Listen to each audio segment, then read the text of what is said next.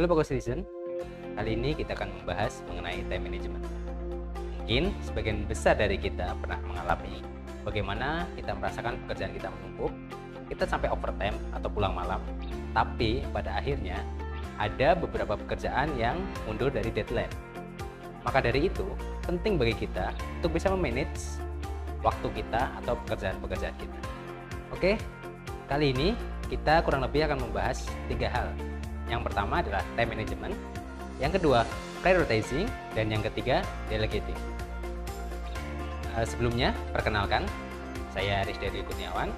Saat ini saya in charge di HRD Paco Group dan masuk di Paco Group dari tahun 2014. Oke, kita mulai saja ya.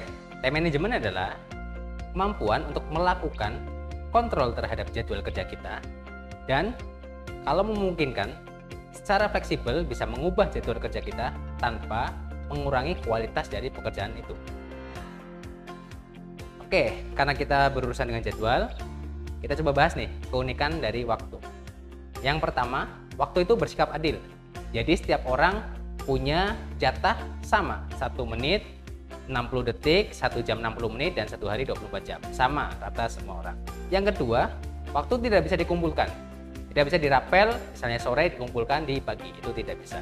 Yang ketiga, tidak bisa dihentikan, kecuali di film-film, tapi untuk saat ini di dunia nyata itu belum ada yang bisa menghentikan waktu. Yang keempat, tidak bisa diganti. Waktu yang sudah dilewati tidak akan bisa diganti di kemudian hari. Yang kelima, harus digunakan, walaupun kita misalnya tidak ingin menggunakan waktu tersebut, tapi waktu tersebut tetap berjalan. Oke, kita bahas yang kedua yaitu prioritizing. Apa sih prioritizing?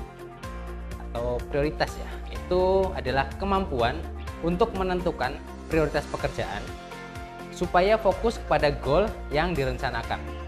Oke, supaya lebih mudah kita analogikan ke filosofi Pareto. Mungkin teman-teman sudah sangat hafal mengenai Pareto. Pareto secara umum kita memangkas mana problem yang terbesar. Tapi di sini kita lebih melihat ke dalam dampaknya. Jadi kita lihat belum tentu problem yang 80% tersebut berdampak 80% juga untuk perusahaan.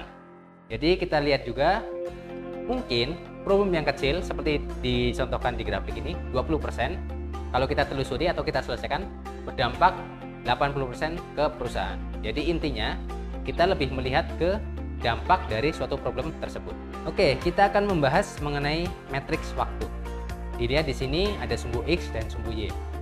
Sumbu X itu dari urgent ke not urgent, itu adalah satuannya waktu. Sumbu Y dari important ke not important, itu adalah satuannya dampak. Kalau kita lihat di kuadran 1 misalnya, itu ada important and urgent. Jadi pekerjaan-pekerjaan yang urgent dan juga penting berdampak besar itu yang harus kita kerjakan pertama. Bergeser ke kuadran kedua, itu ada important dan not urgent. Nah, pekerjaan-pekerjaan yang tidak urgent itulah pekerjaan yang bisa kita schedulekan. Jadi bisa kita buat timeline-nya dan dikerjakan setelah yang pertama atau di kuadran pertama tadi. Masuk ke kuadran ketiga, yaitu not important dan urgent. Ini pekerjaan-pekerjaan yang harusnya bisa kita delegasikan atau kita beri ke subordinat atau bawahan. Dan kuadran keempat atau yang terakhir yaitu not important dan not urgent. Ini adalah pekerjaan-pekerjaan yang bisa kita kerjakan terakhir atau bisa kita eliminasi dari prioritas. Oke, biar lebih mudah, kita coba kasih contoh ya. Misalnya seperti ini. Kita sedang mengerjakan activity plan. Kita dapat telepon bahwa ada member kita yang kecelakaan kerja. Nah, secara kepentingan atau important atau tidak important, dua-duanya sama-sama penting. Tetapi secara waktunya atau urgensitas itu si kecelakaan kerja atau orang atau member kita yang kecelakaan kerja itu lebih urgent, harus ditolong. Jadi kita harus prioritaskan, kita harus menolong member kita dulu, setelah itu baru melanjutkan mengerjakan si activity plan. Itu contoh di kuadran 1 dan kuadran 2. Oke, kita masuk ke contoh yang kuadran 3 dan kuadran 4. Not important tapi urgent. Misalnya, kita mengangkat telepon. Kita belum tahu telepon itu penting atau tidak, tapi itu urgent. di waktu itu harus diangkat. Dan kuadran 4 itu adalah not important dan not urgent. Misalnya update status WA saat kerja, update status IG, itu menurut kami itu hal yang not important dan not urgent. Jadi kita sekarang ini malah terlalu sibuk atau disibukkan dengan hal-hal yang not important dan urgent, seperti tadi update status, update WA, padahal masih banyak prioritas-prioritas pekerjaan yang lebih tinggi dari hal tersebut. Oke, supaya lebih mengena nih mengenai waktu, ini ada beberapa quotes. Kurang lebih artinya begini. Waktu itu gratis, tapi sebenarnya waktu itu sangat-sangat berharga. Kita nggak bisa memiliki waktu itu, tapi kita bisa menghabiskan waktu itu sesuka hati kita. Tapi ketika kita sudah kehilangan waktu tersebut, dia tidak akan kembali lagi. Jadi waktu itu milik kita sendiri, terserah kita mau bagaimana menghabiskannya, tapi bijak-bijaklah menggunakan waktu tersebut karena waktu tidak akan kembali. Kita masuk pembahasan yang terakhir, yaitu delegation. Mungkin sebagian besar kita merasa saat atasan kita memerintah kita itu seperti mereka melepaskan tanggung jawab atau membuang sampah ke kita. Tapi sebenarnya delegasi itu yang benar itu sarana kita untuk mendidik atau mendevelop si bawahan atau member. Jadi delegasi itu apa sih? Delegasi itu kita memberikan kewenangan dan pekerjaan pada orang lain atau bawahan kita dan memastikan pekerjaan tersebut berjalan dengan baik. Sekarang kita masuk ke pedoman delegasi. Yang pertama, delegasi itu pembinaan, bukan menghindari tanggung jawab. Yang kedua, kita harus cari pekerjaan yang sesuai dengan minat dan bakat member kita atau orang yang akan kita delegasikan. Yang ketiga, beri kesempatan mereka untuk belajar dan juga mengeksplor pekerjaan tersebut. Yang keempat, gunakanlah checklist untuk memudahkan kita mengontrol pekerjaan yang dilakukan oleh orang lain. Biasanya ada kendala-kendala umum yang kita rasakan saat kita akan mendelegasikan pekerjaan atau sesuatu ke member kita atau orang lain. Yang pertama, tidak mempercayai bawahan kita. Yang kedua, kita merasa takut tersaingi. Yang ketiga, kita tidak tahu nih bagaimana cara mendelegasikan pekerjaan tersebut. Yang keempat, kita tidak mau menyerahkan otoritas ke bawahan atau orang lain. Yang kelima, kepribadian kita yang masih kaku dan juga birokratis. Yang keenam, biasanya kita hanya memberikan remah-remahnya saja. Biasanya kita hanya memberikan remah-remahnya saja dari pekerjaan-pekerjaan itu.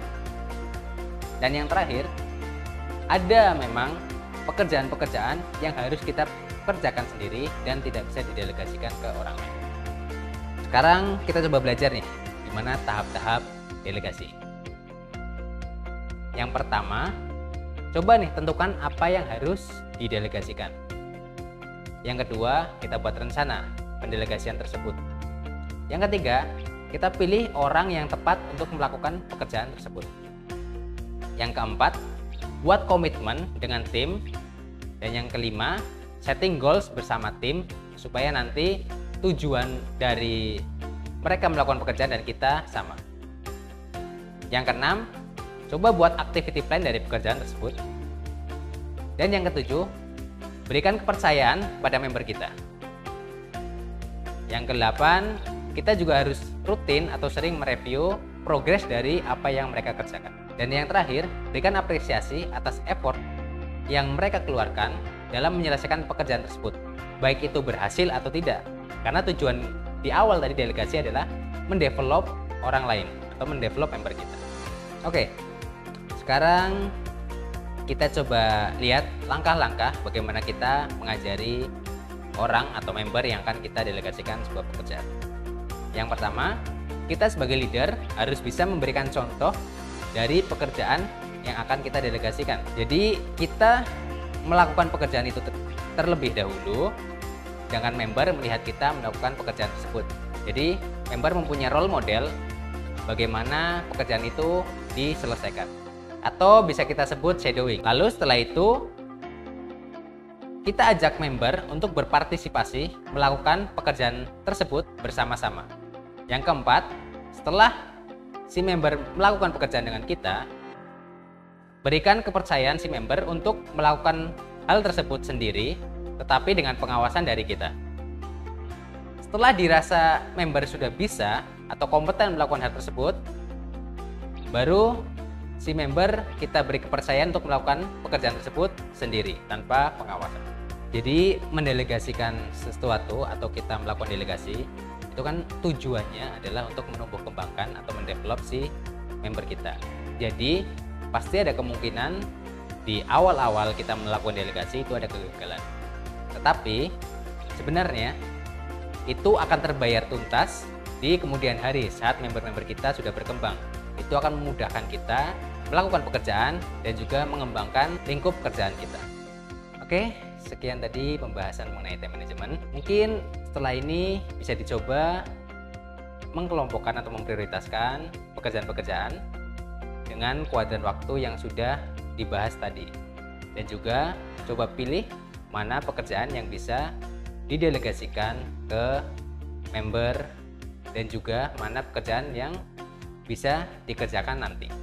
Tapi saat pendelegasian ke member, pastikan dan ingat tujuan utama dari pendelegasian tadi, yaitu kita mendevelop atau menumbuh kembangkan member kita supaya mereka lebih bertambah kompetensinya. Oke, sekian dari saya. Terima kasih.